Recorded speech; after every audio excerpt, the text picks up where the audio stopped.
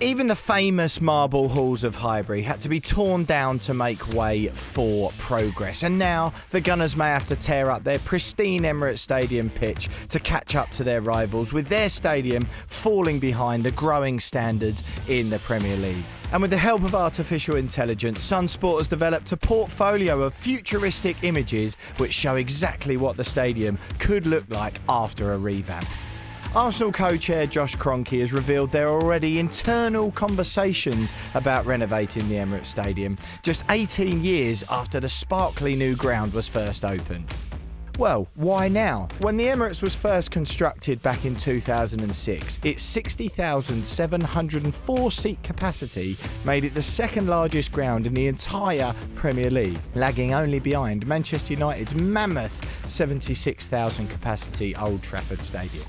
But now, Arsenal's is the fifth largest in the league after bitter rivals Tottenham constructed their own 62,850 seat home, Liverpool expanded their Anfield capacity, and West Ham moved into the London Stadium. And Arsenal could slip even further down that list in the very near future as title rivals Man City continue work to expand the North Stand at the Etihad, and Aston Villa also plan to increase the capacity of Villa Park. The future for Arsenal could actually be even more bleak, with additional rumours of Newcastle, Chelsea and Manchester United all looking to secure new homes or expand their current ground in the coming years.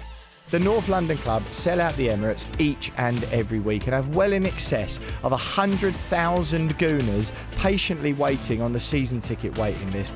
And while there's already been significant signs of wear and tear with a leaking roof soaking supporters, it is clear that the need for development is going to catch up with them sooner rather than later.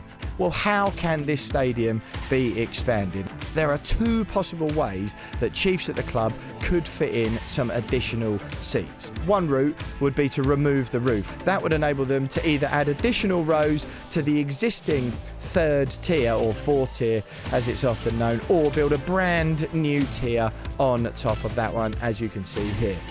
A different option suggested is to dig down at the side of the pitch and add additional seating in the space between the current front row and the edge of the new pitch. That is exactly what happened to the Etihad after the Commonwealth Games and before Manchester City moved in, and that idea has already been used by Arsenal's American owners when they built the incredible 70,000-seater SoFi Stadium in the US, which is home of the NFL team, the LA Rams.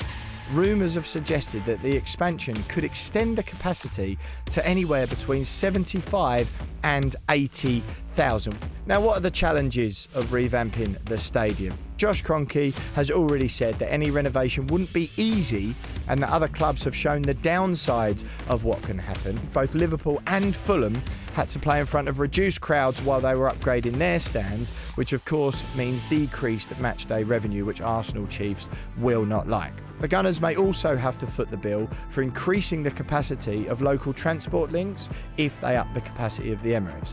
Now, they did exactly that already in 2006, which saw them pay for improvements to Highbury and Islington and Finsbury Park stations, but a further expansion could mean changes were needed at Arsenal, Holloway Road and Drayton Park, with the last two currently closed on match days.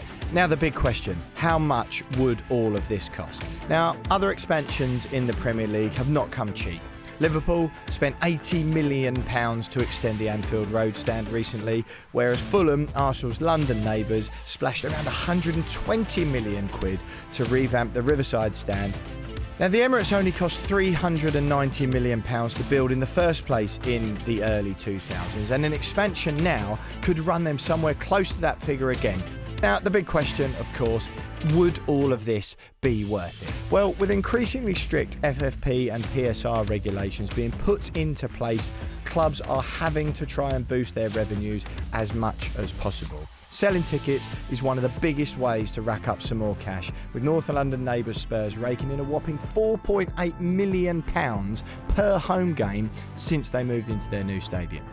During the 2022-23 campaign, Arsenal made a total of £102.6 million across 24 home fixtures, which works out £4.28 million per game. Now, should they increase their capacity to 75,000, which would be a 23.5% increase, then the same increase in revenue could see them net £5.28 million per game in the future, far eclipsing that of London rivals Tottenham. Well, it's impossible to know exactly how long an expansion would take, but as an example, Liverpool's Anfield Road stand expansion took just over 3 years to complete, and of course that was only renovating one stand. Whereas Barcelona, Spanish giants, are adding a new tier to the Nou Camp, which wraps around the entire stadium as part of a project that is expected to take the best part of 4 years. Whichever way it goes, Arsenal could see themselves playing under a reduced capacity for the duration of the construction, but it would very much be short-term pain for long-term gain if they get one of these shiny new stadiums at the end.